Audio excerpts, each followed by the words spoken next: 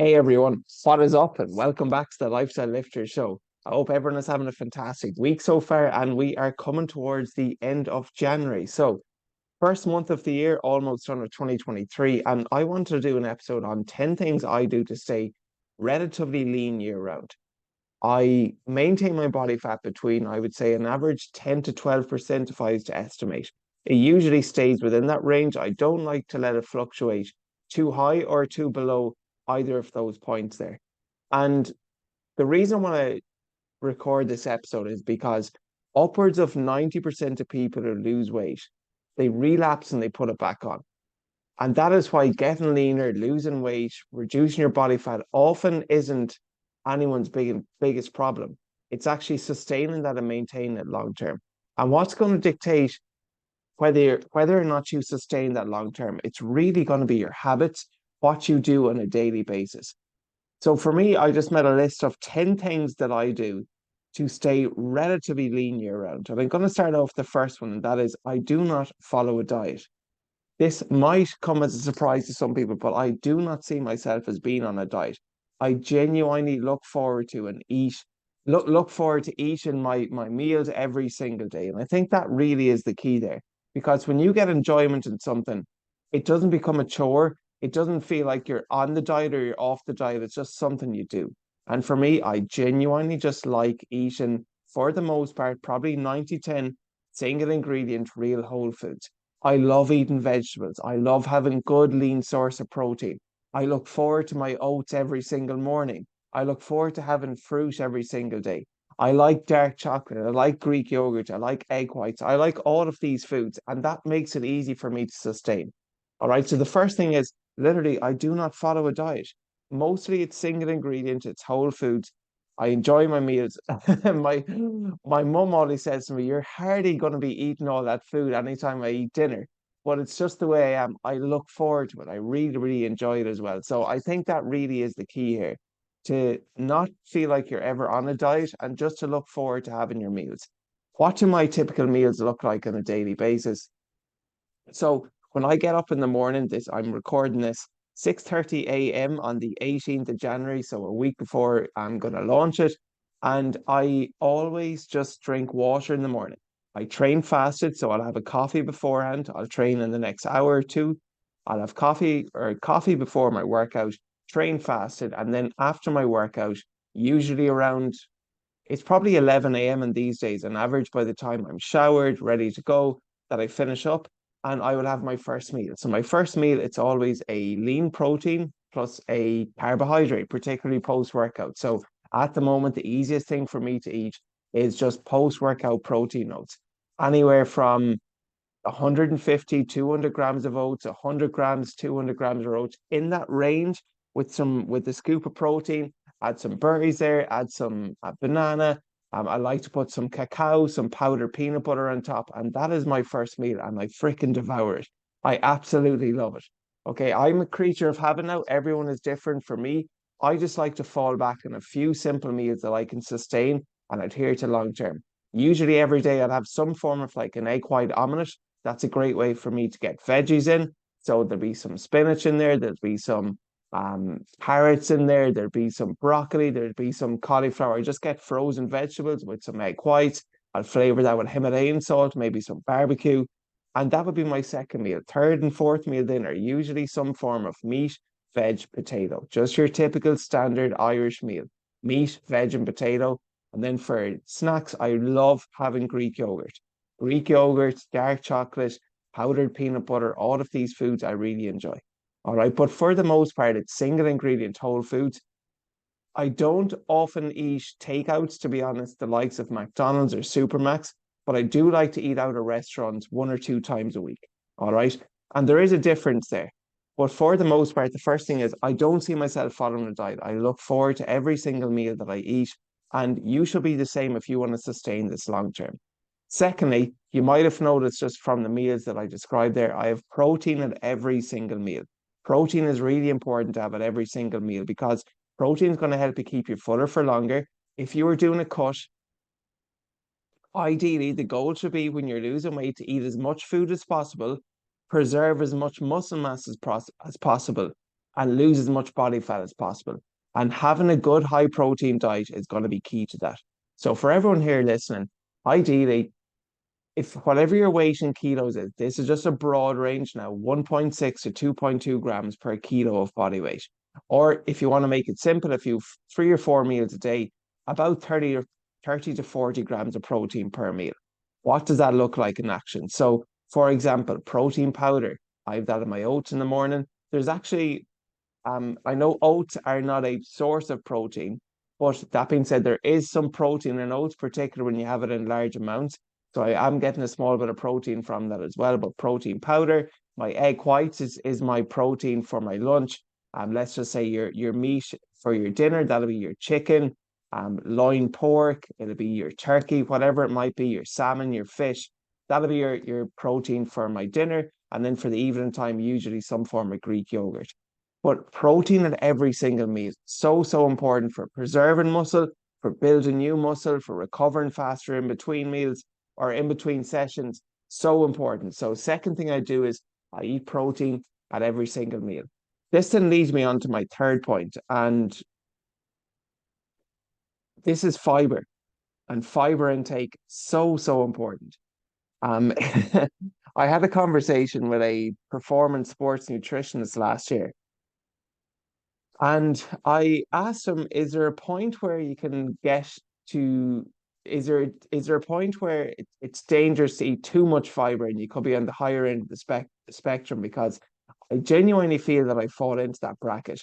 So the recommended amount of fiber that we need in our diet is 14 grams per 1,000 calories roughly you consume. So let's just say you have 2,000 calories a day. That'll be 28 grams of fiber. Okay.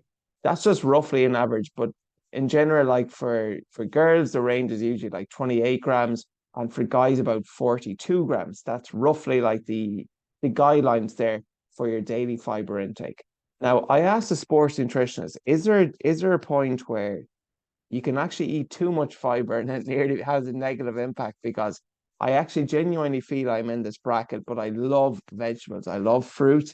And I was looking at my fitness pal, and my fiber intake some days would be as high as 80 to 90 grams. He said he never ever said this to an athlete before, but he told me that he actually might want to scale it back. All right. With that being said, look, there could be worse things that I could be eating, but fiber, that's going to come from your veggies, that's going to come from your fruit. So for me, a simple way to get it in is I'll have that egg white omelette. I don't really enjoy the monotonous process of chopping vegetables, of preparing them, of putting everything out there. So I just like to get them frozen. Maybe they don't taste as good, but that's a compromise I'm willing to make. I don't really mind that much. So I'll have a lot of frozen veggies there in my omelette, along with some frozen spinach, and heat that up, put some egg whites on it. Great lean source of protein, a lot of fiber there. I have a lot more than at dinner. That'll be like broccoli, cauliflower, carrots, turnip, and so on. Just your standard vegetables. From having a stir fry, again, you can add as much or as little vegetables as you want. But like if you're someone here listening and you find it hard to get veggies in, this is what I say to some of my clients, that it's a nice way to just microdose them into stir fries or soups, because you're not predominantly just tasting that, you're actually getting the taste of the full dish. So for example, one of our clients, I recommended that he just started by adding small amounts of veggies into his curry, chicken curry stir fry. And when it's disguised and you're having that with the curry itself, you actually will not really taste the vegetables compared to just literally eating it off the plate. So if you are someone out there and you find it hard to get veggies in, it's a nice way to just add them or microdose them into your stir fries. Same with soups. You can blend them up into your soup there, make some homemade soup, and blend up some veggies. It's another simple way. Or simply, you can just go and get some, you can actually get smoothie boosters now, where there's a combination of veggies and fruit all mixed up there for you, or you could supplement with it. But for me, fiber is so, so important. Um, anytime I'm traveling, anytime I'm traveling. So when last time that I was at Dublin Airport, I think it was about 2 or 3 months ago, and I just knew full well I won't be getting any more veggies in this day because, like, let's be real, it's quite difficult to get. It's quite difficult to get veggies in particular in airports. So I knew, knowing that to be true, I had my omelette in the morning instead of for lunchtime because I knew it'd probably be the last meal that I would have that day that would contain veggies. I do not feel good. I do not feel good if I go through a full day without having some form of vegetable. I really like them. I look forward to them. And veggies are fantastic for the vitamins, the minerals that they will provide. And they will, of course, as well help again keep you fuller for longer, which is key. If you're doing a cut now, we're in January and you want to get leaner, you want to drop a bit of body fat. There's no fun doing that if you're going to bed absolutely starving. So why not volume eat? What is the most amount of food that I can eat while staying within my calories? Volume eating is so important, and that is where lean protein, which I just spoke about previously, and good source of fiber, good source of veggies will come into play there. All right, so fiber is the third thing that I do. So 14 grams per 1,000 calories is the recommended amount. And then, of course, as well, fruit. So I've probably 2 or 3 servings of fruit a day. I usually always have an apple, some berries there, frozen berries in my porridge, maybe half a banana here and there. They'd be the main ones. But ideally, fiber, a lot of it coming from veggies and then some fruit there as well. And veggies are just a free food that I would say to my clients that, look, don't be shy in eating them. If you're cutting your calories and it's coming from vegetables, something is genuinely wrong. Fruit, on the other hand, it wouldn't necessarily be a free food where I just say, eat as much as you want. But with that being said, the way social media is now, it's like people claiming that fruit, it's bad for you because of the sugar in it. Name me one person who is overweight because of over consuming fruit. It's not the fruit that's the problem. It's what they're having outside of the fruit, what they're having with their takeouts, what they're having with their fries, and so on. Okay, so do not be shy in fruit. It's not a food that I would say just eat as much as you want of. But with that being said, for most people listening, we could probably do it eating more as opposed to eating less fruit. Okay, so don't follow a diet. Protein in every meal, fiber is important too. And then going on to number 4. So my favorite form of exercise and also the single most effective form of exercise, and that is strength training. Okay, so I do some form of training, some form of exercise movement every single day. If something makes you feel good, why would you not do it? And that can be for anyone listening. It doesn't have to be strength training. It can be going for a walk. That's still some form of movement. Doing some cardio as well, which I'll speak about in a moment. But strength training, ideally, look, if you want to get relatively lean, you need to be doing some form of strength training. And it's hard to do it if you're just relying on nutrition alone. Because when most people say they want to get leaner, they want to tone up, what gives your body that shape and that tone? It's not your bones, it is muscle in the absence of body fat. You drop body fat by being in a calorie deficit, you build muscle by lifting weights. So lifting weights, so, so important. On top of this as well, it's going to build up your metabolism. Lifting weights is going to allow you to eat more food without necessarily gaining an excess amount of fat. How cool is that? Why is this? Because muscles are more metabolically active than fat. That means the more muscle mass that you have, the more calories you will burn while resting. Okay. I've got to a point now, I've built up my maintenance calories from summertime last year to probably September from an estimated 2,900 to about 3,300 without my weight changing alone. Okay. I just simply bumped up my calories. I consistently strength train. I I make sure my protein was relatively high and I focus on building muscle, not burning it. All right. But the more muscle that you have, the more calories you will burn while resting. And that is why, like, just some form of strength training, it should be part of your routine if you can get it in law. Two is enough, as I mentioned on last week's episode. Two is enough to maintain, particularly for athletes, GA athletes in season. And then 3 onwards, you can actually build. Like 4, you can really optimize and push. But ideally, at least twice a week. And the more you can get in, for most people, it's the better it can be. All right. So I will say as well, like I look forward to my sessions for the most part. Look, there is, you gotta embrace the suck to some degree. And doing deadlifts isn't always fun. Doing squats isn't always fun. But for the most part, I still look forward to going. I look forward to doing it. I look forward to the routine. I like the feeling afterwards. I like seeing progress. I like tracking my weights and seeing what I did last week and trying to improve that. And when you can actually just get to a place where you enjoy it, for the most part, again, going back to your food there, it never really becomes a chore, and it's something you actually look forward to doing. And something as well that I really enjoy is just trying and training in different gyms there, different environments. I've kind of been in and out of my home gym now since COVID the last 2 or 3 years. So it can get a bit repetitive just being inside the same four walls. But now I like to travel and go around to different gyms as well. And environment is it can be motivating there. Who you actually spend your time with in the gym, who you go to the gym with, if you have an accountability partner there, it can make it all easier. But anyways, fourth thing I do is I consistently strength train.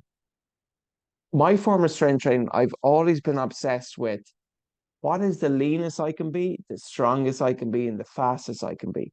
At what weight is that? And what do I need to do to get there? You look at the elitist of all athletes, the likes of the NFL athletes there, and you see these guys lifting insane amounts of weight and then doing a 40-yard dash in inside 4 seconds. That just absolutely blows my mind. So I really love the performance-based training along with some aesthetics as well. In other words, looking good, feeling good, performing good. That is the form of training that I like to adhere to most. All right. Moving on to the fifth thing, and this is walking. All right. So my line of work at the moment, a lot of it is on my phone. We'll say recording videos, editing videos, um, responding to messages and so on. And what I've started doing now is if I'm recording a video, I will edit it while I'm walking. So it's a nice way just to kill two birds with the one stone because I gotta edit it anyways. So why not stay active and do what I'm walking? Walking is something that I enjoy doing, and it's just above all else, we all know it's just good for your mind. It's good for the body, it's good for the mind. So when I did my last photo shoot in 2021, I was just analyzing my training from my previous physique from 2020 when I did another photo shoot. And I didn't really change anything in terms of my training. I was still strength training. The food that I was eating was still quite good. The biggest change that I made for 2021's photo shoot was just increasing my step count, just walking more. And that made such a huge difference. All right. Movement is medicine, and you can burn more calories outside the 1 hour you do in the gym for the other 23 hours by being more active and just mindful throughout the day of how you actually move. So for me, I find it hard to sit down. I'm one of these people that I'm always pacing. At the moment I'm working while I'm recording this podcast while I'm standing up. I'm always quite active. And that's just kind of always been my nature. I don't like sitting down for too long periods of time. I always like moving. It's just the way I am, I guess. But ideally, try to walk more. What does this look like in action? I think a simple way to increase your step count is, first of all, just have an accountability, a tracker. Look at your phone, look at a Garmin, look at your watch, your Fitbit, and see how many steps you're getting. Set yourself a daily step count and make it achievable then. If you eat 3 or 4 meals a day, I would recommend to go for a 5 to 10 minute walk after every single one of those meals. On average, you will walk about 1,000 steps in 10 minutes at just a normal pace. So you 4 meals a day, that's 4,000 steps. You're going to be walking during the day anyways. That's probably going to account for another two or three. If you do a workout, you'll be walking in between sets, putting weights back, loading the bar. That's going to count for another two or three, and you're already at your 10K. Personally, I find that works best for me as opposed to going for, God, it's 6 o'clock in the evening. My steps are only at 2,500. I want to get to 10K. Do I have to go for a 60 or 70 minute walk? I like to microdose it throughout the day. And ideally, if you can do some of your work standing up, if you can take your calls standing up while walking, that makes the job all the easier. Okay. This then moves me on to my sixth point, and that is interval cardio and circuits. Okay. I'm not the biggest fan of doing steady state cardio, particularly on a treadmill where you just run a 10K. for 45 minutes and you're just staring at the wall. I do like running outdoors and getting outside. That's something that I really enjoyed doing last year, and I'll be getting back into it this year. Just I'm currently have a slight hamstring injury and hip injury that I need to nurture before I'm able to get back running again. But my preferred form of cardio for the most part is interval based. I much prefer doing cardio where you're not doing it for like a real long period of time and you're doing it for shorter bursts at a higher speed. So, for example, with running, what I used to do last year was I would do tempo running, which would be about 35 seconds at a pretty decent pace and 25 seconds rest. Every minute on the minute, repeat that for about 20 to 25 minutes. Roughly, you go about 150 meters or so. If that takes you 30 seconds at a 3/4 pace there, you rest 30 seconds before you go again. And it's a nice way to build up your speed, to build up your aerobic engine. It's very sport specific for GA athletes because you're never just going to be running 5K or 10K in a single match. You're always going to be stopping and starting. And it's a good way to increase your overall your speed there as well. So tempo running is something that I love doing. I also do this in the treadmill. Might turn the speed to 17 or 18 kilometers an hour, run for 30, 35 seconds, hop off for 20, 25 seconds, and then go again. Repeat that for 20 or 30 minutes. Okay. I love doing interval-based cardio. Then on the assault bike, what's this look like? 10 seconds max effort, 20 seconds rest, or 15 seconds max effort, 45 seconds rest. Something where it's at least a 1 to 2 work to rest ratio, or sometimes a 1 to 3 or even 1 to 4. I find with the assault bike, if I'm just doing like 30-30, where it's a 1 to 1 work to rest ratio, my output on the 30 seconds isn't as high. So I prefer going in shorter intervals, going harder, and then recovering for at least a 1 to 2 work to rest ratio. My most recent, probably favorite form of cardio is doing the ski erg. I absolutely love that in the gym. So I might do that for 30 seconds max effort and do that as a circuit with a sled push, a sled pull, and maybe some kettlebell swings. That form of training I've found really beneficial just to improve my overall cardio base, okay, which is important not just to burn calories, but just for your health. Part of being a human being, like just having good cardiovascular fitness is important. So I love doing that interval-based cardio, whether that is on the treadmill, as I said, on the assault bike, on the ski erg, or doing circuits such as the one I mentioned there. Something like what I did last Sunday was I did 75 seconds on the ski erg and then a sled push the length up and down the track. Repeated that for about 10 rounds in 20 minutes or so. A nice way to get a sweat, to improve your cardio base. And I really love interval-based cardio and circuit training. All right. On to number 7. So the 7th thing that I do, which helps me stay lean year round, is I set myself an eating window. And ideally, if you're doing this, you want 10, 12 hours or less. Like that'll be optimal. Because when I worked as a teacher, the way it used to be was I would eat a big ass omelette before school. That could be 7:30 in the morning. We'd be training that night for football with Killearn at 7:30 p.m. in the evening. You wouldn't get home by the time you're showered. You're home at 9. By the time your meal is cooked and everything, it's 9:30. 9:30, you're eating this big meal. And then in 10 hours later, you're getting up and you're eating another big meal. So my eating window used to be 14, 15 hours. And just looking back now, God, like I almost felt it the following morning waking up. Your previous meal last night still almost in your stomach, and now I'm eating this big omelet again, and I'm not really fully ready to eat it. Okay, so something that I've incorporated doing now. This is not intermittent fasting. It's what is called time restricted eating. And that is from the time you break your fast in the morning, ideally you try consume all your calories inside a 12-hour eating window or less. So you've breakfast at 7 a.m., probably finish up by 7 p.m. Okay. For me at the moment, my eating window, it's probably, if I was to range it from 11 11 a.m. roughly, the first meal to 7:30. That'll be like by the time I finish up usually. So that would be what, 8.5 hours eating window. I find that works well for me. Some days it's more if I'm traveling, but on average, I try to get all my calories inside a 12-hour eating window or less. Now, why is this helpful? Because I have found it's a nice way for me to stay disciplined. Okay.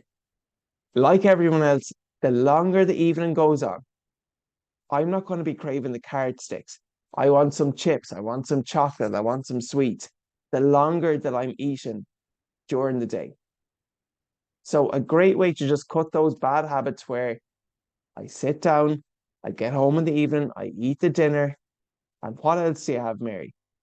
I might have some snacks with a cup of tea when the kids are gone to bed, or I'll have some treats in the evening when I'm winding down at 8, 9 o'clock. And that is where it's the biscuits. That is where it's the potatoes. That's where it's the chocolates, the ice cream. That's where it's 500, 600 extra calories there, just from quote unquote junk food. So if you set yourself an eating window, it's going to help at least just implement more discipline into your lifestyle so you're less likely to reach for those treats come evening time. So I found that to be really beneficial. Just simply brush your teeth after your final meal and say, right, that's it. The job is done. I'm finished eating now. Nothing until the morning. And you got to be strict on yourself, but this will pay dividends. It really will, particularly if you're a late night snacker and you like your sweets, your treats in the evening time. Okay. Next thing is then a gallon of water a day. Now, you don't have to drink a gallon of water a day. I just have a gallon bottle. I fill it up every day and I just like to empty it then throughout the day. And what I do is I front load my water at the start of the day and I scale it back towards the evening time. I find that really works well for me. So I will have a lot of water beforehand in the morning because I'm fasted as of now and before my workout too, so I'm hydrated. Okay. So first thing I do in the morning, I'll bring a big glass of water with me to bed. I'll have some squeezed lemon in that, and I will drink that back. That's probably 800 or 900 mils. Then I'll have another pint glass filled by the time I kind of start my work, and we'll say that's 500 or 600 mils. So inside the first hour of the day, I've probably 1.5 liters of water consumed. Now you probably drink another liter in your workout, that's 2.5 liters. And then if you have a small glass of water just before every meal, a gallon is 3.77, I think. That's your full gallon there. I'm not saying for everyone you got to aim for a gallon. And also the foods you eat can actually contribute to your hydration levels. So if you are someone who eats a lot of veggies, a large percentage of vegetables, depends on the type, of course, is actually water itself. So that is going to contribute to your actual overall hydration too, the food that you eat. But for me, just a gallon of water a day, it's kind of a target that I set myself to drink. And I find that's really helpful just for staying hydrated. And also as well, it's not uncommon for us to mistake being hungry with just being dehydrated. Sometimes you got to ask yourself, am I actually being hungry? And I got to call myself out in this too. Sometimes you want to reach for food. It's what you tell yourself you need. But in reality, you just need a drink of water and just to relax. All right. So gallon of water, that is my eighth thing. Moving on, only two left. So number 9 is sleep. And I used to be of the opinion back when I was 22, 23, 24 in that age range that sleep is something you worry about later in life. And I would have been quite active back then anyways, but I would have, when I worked as a teacher, for whatever reason, stayed up until like 12 o'clock at night, until midnight, and then be up in the morning for 6 or half 6, saying, I only need 6 hours of sleep. And boy, was I wrong. Yeah, sleep is really important. It's something you should not try to neglect. And for me, my biggest challenge isn't getting up early. I usually get up between probably 5:15, 5:30, 5 to 5:30 in that range. My biggest challenge isn't getting up early. It's actually going to bed in time. And I think that's actually most people's biggest challenge too. It's just turning off the phone, turning off the telly, turning off Netflix, and having the discipline to go to bed at time. But ideally, whatever time you are getting up at in the morning, try to be in bed 8 hours before that. So if you're up at 6, try to be in bed 4:10. Give yourself a good 8 hours there. We all know the difference a good night's and a bad night's sleep makes in us, or has in us. Okay.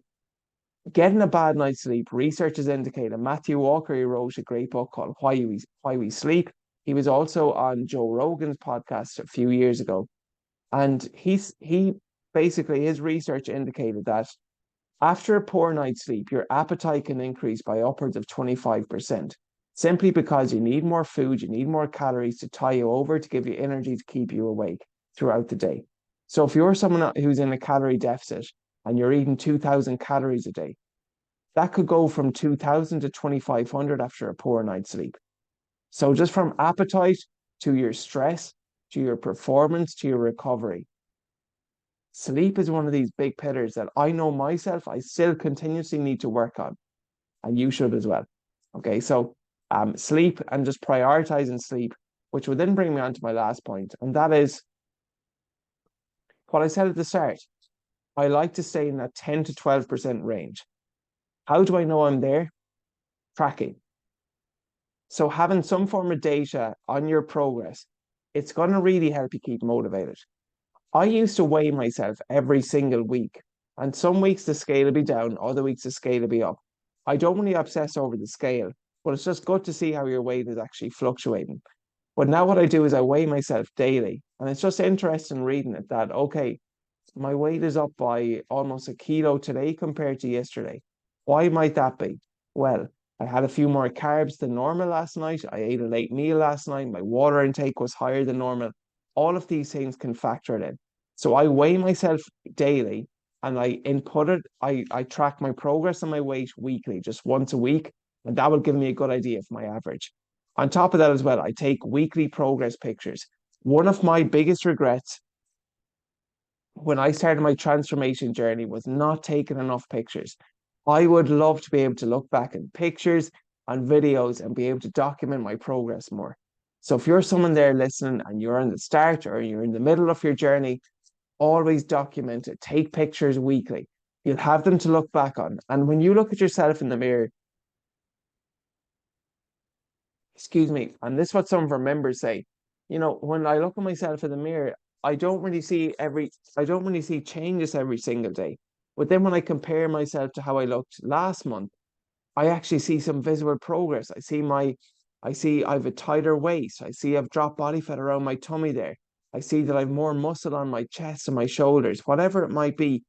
If you're looking at yourself every single day in the mirror, it can be hard to see your progress.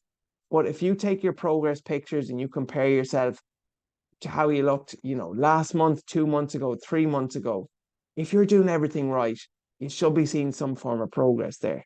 And that is the great thing about them. Okay. So tracking, I like to use just weigh-ins and progress pictures. And then with my food as well on my fitness pal. It is important, I feel, for everyone to try to do it to at least go through a phase where you track your calories. You will get to a point where it becomes just the norm. And if you are at that point where you don't need to track, you just eyeball it, I would still recommend you do it just once a week, just to make sure your eyeballs are not lying to you. But on average, I definitely do feel it's a good idea for everyone to start tracking at some stage in their lives, just so they understand that, my God, in these 10 almonds here, or in these 5 Brazil nuts, I've 150 calories already eaten. In this tablespoon of peanut butter, there's 120 calories. In this one full avocado, 250 calories. In this steak that I'm about to eat, 500 calories. In this bowl of vegetables I'm about to eat, 37 calories. How is that possible? So it will just give you a good idea of the calories in foods and how you can partition that throughout the day to make sure you're eating the right amount. All right. But that is the third or the 10th and the final thing that I do to stay relatively lean year round. So just to recap, I don't follow a diet, follow the 90-10 approach. I have protein at every meal. I eat fiber every single day. I strength train. So walking, set yourself a step count. I love doing interval-based cardio and circuits. I set myself an eating window. I drink a gallon of water a day. I try prioritize sleep and I track my progress through pictures, through weighing in, and through tracking my food every now and then. All right. And they are the 10 things that I do to stay relatively lean year round. This year for 2023, I'm going to set myself a challenge. I've never done this before of having no alcohol in the full calendar year. January is a month that I never find it difficult to do. I would have actually always done this up until Paddy's Day usually. For the first 3 or 4 months of the year, I'd always try go dry until Paddy's Day, and then that's when the fun would start. But this year I'm gonna try push through and persist and see if I can go the full year. So just putting this out there for some extra accountability, that will definitely, I'm sure, be helpful for me to staying relatively lean, because I often find it's not the alcohol that's my biggest challenge. It's the food during the night that can sometimes set me back a bit, and the lack of sleep as well. So that is something I'm looking forward to taking on in 2023. That is all for this week's episode. I hope you got value from it. If you did get value from it, please just share the show. All right. If there's something that you learned, if it's something that you learned, it's reciprocity. I do good for you, you do good for me in return. And if you didn't learn anything from the show, if you did not enjoy it, well, then don't share it. Okay. It's only value exchange. But if you did get value from this, if you learned something, if you got a new idea, please share the show. What's that look like? Just tell a friend. Share it on your IG stories and tag me at Mac Lifestyle Fitness, MC Lifestyle Fitness. All right. I will not be running ads toward this podcast. Everything, this is my 49th episode, and it has grown to date just by organically, just by listeners like you spreading the good word. So if that's something you got value from, please share the show. I will post some links then to some free giveaways in the show notes if that's something you're interested in. So I have a free Live and Lean recipe cookbook. Had someone message me just last week saying she lost over 1 kilo in the month of January just by applying and following some of those recipes. So I will post the links to that. And I've actually posted the link as well to a free 3-day training program if that is something you'd like to kickstart your week with. I just got feedback off someone who'd been following it yesterday, and she said she loved the workout. She liked the intensity to it. She gave me some feedback as well. She said she would have liked to have a bit more cardio in the warm up. That was something that she recommended. But that being said, I think it's a very, very effective 3-day training program. If you would like to try that out for yourself, I will post the links in the show notes. Also, don't be afraid to follow me on Instagram at Mac Lifestyle Fitness and drop me a message and let me know if you enjoyed this week's episode. That is all for this week. Hope everyone has a great week, and thank you all for listening.